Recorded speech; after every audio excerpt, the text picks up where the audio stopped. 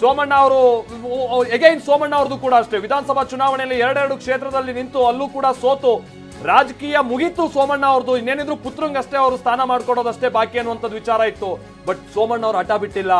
ಯಾಕೆ ಸೋಮಣ್ಣ ಅವರು ಈ ರಾಜಕೀಯಕ್ಕೆ ಸಂಬಂಧಪಟ್ಟಾಗೆ ಬಹಳ ಮಂದಿ ಅವರು ಹೊಗಳ್ತಾ ಇರ್ತಾರಲ್ಲ, ಈತ ಕೈ ಹಿಡಿದಿದ್ದ ಕೆಲಸ ಬಿಡಲ್ಲ ಅಂತ ಹೇಳ್ಕೊಂಡು, ಇದಕ್ಕೆ ಇದೇ ಕಾರಣಕ್ಕೆ ನೋಡಿ ಹೈಕಮಾಂಡಿಗೆ ಹೋದ್ರು. ಇಲ್ಲೆಲ್ಲಾ ನಾಯಕರು ವಿರೋಧ ಮಾಡಿದ್ರು, ಹೈಕಮಾಂಡ್ ಇಂದ ಟಿಕೆಟ್ ಗಿಟ್ಟಿಸ್ಕೊಂಡ್ಬಂದ್ರು.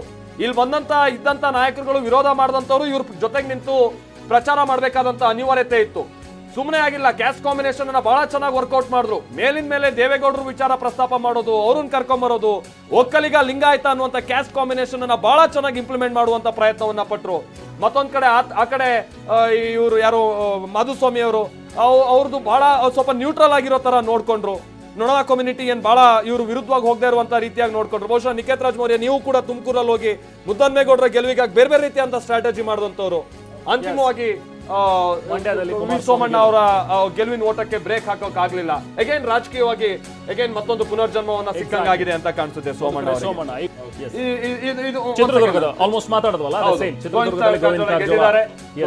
ಬಹಳ ಮಂದಿ ಅವರ ಸ್ಪರ್ಧೆಗೆ ಬಹಳ ವಿರೋಧ ವ್ಯಕ್ತಪಡಿಸಿದ್ರು. ಆನಂತರದಲ್ಲಿ ಅವರನ್ನೆಲ್ಲ ವಿಶ್ವಾಸಕ್ಕೆ ತೆಗೆದುಕೊಳ್ಳುವಂತ ನಿಟ್ಟಿನಲ್ಲಿ ಬಹಳ ಬೇರೆ ಬೇರೆ ತರಹದ ಪ್ರಯತ್ನಗಳು ಬಿಜೆಪಿಯಲ್ಲಿ ಆಗಿತ್ತು. ಅದೆಲ್ಲ ಒಂದ್ ಹಂತದಲ್ಲಿ ಯಶಸ್ಸು ಕೊಟ್ಟಿದೆ. ಅವರೆಲ್ಲ ಬಹಳ ಏನ್ ಮುಂದೆ ಬಂದು ಪ್ರಚಾರ ಮಾಡಿದಂತವ್ರು ಅಲ್ಲ. ಅದೇ ನ್ಯೂಟ್ರಲ್ ಆಗಿದ್ದಂತ ಕಾರಣಕ್ಕಾಗಿ ತಟಸ್ಥವಾಗಿದ್ದ ಗೋವಿಂದ ಕಾರಜೋಳ ಅವರಿಗೆ ಅನುಕೂಲ ಆಗಿರ್ಬೋದು ಅಂತ ಕಾಣಿಸುತ್ತೆ. ನಿಖೇತ್ ರಾಜ್ ಮೌರ್ಯ ಹಾಸನ ವಿಚಾರ ಹೇಳ್ತಾ ಇದ್ವಿ. ಕಾಂಗ್ರೆಸ್ ನ ನಂತರದ ಜೆಡಿಎಸ್ ನ ನಂತರದಲ್ಲಿ ನೆಕ್ಸ್ಟ್ ಅಲ್ಲಿ ಬಿಜೆಪಿ ಅನ್ನುವಂತ ರೀತಿಯಾಗಿತ್ತು.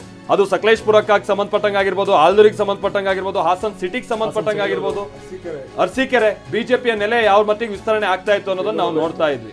ಸೊ ಈಗ ಈ ಗೆಲುವು ಹಾಸನ್ ಮಟ್ಟಿಗೆ ಕಾಂಗ್ರೆಸ್ಗೆ ಏನ್ ಲಾಭ, ಮುಂದೆ ಏನ್ ಅನುಕೂಲ ತಂದು ಕೊಡಬಹುದು ಅನ್ನುವಂತ ನಿಟ್ಟಿನಲ್ಲಿ ಅಕಸ್ಮಾತ್ ಏನಾದ್ರು ದೇವೇಗೌಡರ ಕುಟುಂಬ ಮತ್ತೊಂದು ಮಾಸ್ಟರ್ ಪ್ಲಾನ್ ಅನ್ನ ರೂಪಿಸಿ ಕುಟುಂಬದಿಂದ ಒಂದ್ ರೀತಿ ಹೊರಗಿಟ್ಟಂಗೆ ಅನ್ನುವಂಥದ್ದು ಈಗ ಆಲ್ರೆಡಿ ಮಾತಾಡ್ತಾರೆ. ಅದನ್ನ ಜನರ ಮುಂದೆ ತಂದು 100% ಇಡ್ತಾರೆ.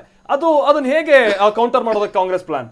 ಬಹುಶಃ ನನಗನ್ಸುತ್ತೆ ಈ ಗೆಲುವೇನಿದೆ ಕಾಂಗ್ರೆಸ್ಸಿನ ಗೆಲುವು, ಇದರಿಂದ ತುಂಬಾ ಸಂಭ್ರಮ ಪಡ್ತಿರೋರಲ್ಲಿ ಒಂದು ಕುಮಾರಸ್ವಾಮಿ ಅವ್ರ ಕುಟುಂಬ ಕೂಡ ಒಂದು ಅಂತ ನಾನು ಭಾವಿಸ್ತೀನಿ. ಯಾಕೆಂದ್ರೆ ಪ್ರಜ್ವಲ್ ರೇವಣ್ಣ ಅಲ್ಲಲ್ಲ ಬಿಡಿ, ಅದ್ ನಿಮ್ ದೊಡ್ಡ ಇತಿಹಾಸ ಇದೆ.